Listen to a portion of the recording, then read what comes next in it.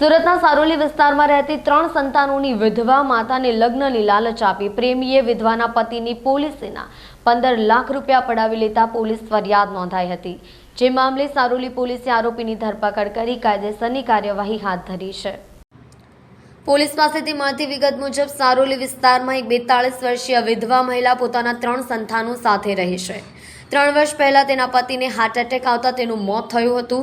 ત્યારે તેમના જીવન વીમા પોલિસીના પૈસા મળતા તેના વ્યાજમાંથી ઘરનો નિર્વાહ કરતા હતા। ત્યારે 5 મહિના પહેલા તેમના ઘરની બાજુની બિલ્ડિંગમાં રહેતા સૌરવ વિજયભાઈ મોઘરા સાથે વાતચીત થઈ હતી અને વાતચીત દરમિયાન મોબાઈલ નંબરની આપ-લે થઈ હતી। ત્યારે સૌરભે મહિલાને કહ્યું હતું કે મારો ઘર સંસાર સારી રીતે ચાલતો નથી, હું એકલો પડી ગયો છું। તેમ કહી મહિલાને કહ્યું તારા સંતાનોને અપનાવી તારી સાથે લગ્ન કરવા માટે તૈયાર છું। થોડા દિવસ બાદ સૌરભે મહિલાને ધંધામાં પૈસાની જરૂર છે તેમ કહી અવારનવાર પૈસાની માંગ કરી હતી।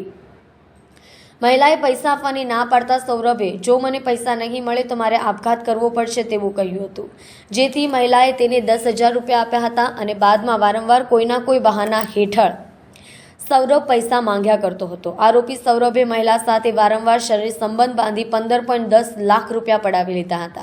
મહિલાએ જે પૈસા આપ્યા હતા તે તેના પતિના વીમા પોલિસીના હતા। જે પૈસાની થોડા સમય બાદ જરૂર પડતા મહિલાએ સૌરભ પાસે પૈસા પરત માંગ્યા હતા, પરંતુ સૌરભે પૈસા આપવામાં ગલ્લા તલ્લા કર્યા હતા। જેથી મહિલાએ પોલીસ ફરિયાદ કરવાની વાત કરી હતી।